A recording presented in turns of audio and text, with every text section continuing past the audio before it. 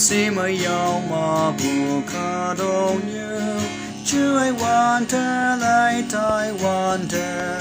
ta khai tên làm mà ngài hằng cô như hà sang hà sao si chưa đây mong sang đi hay mà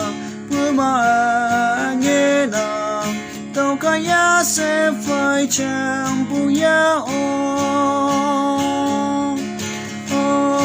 yong wan pa ang ataman te kan bu a kim ya na bên du a sai ma bu yan ta tu ma na yo bu te cha na pa wa Hallelujah, now me yong hem long na. Then we praise the Lord chaya. If we say phong alen, ban muong ban na nyita ngồi, temane cha me lay nhau ha. Tao kay anga palan ki tu maya ngolo ya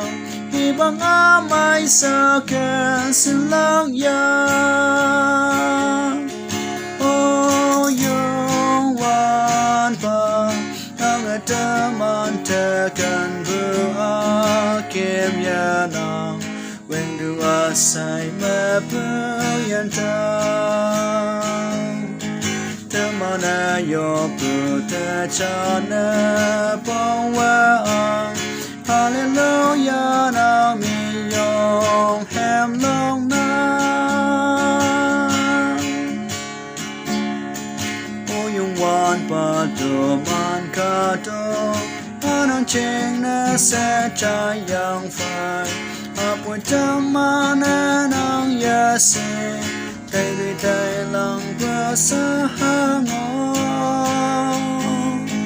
Hà bùi đà nhị bù hi bang Ngã nàng xem là trên làng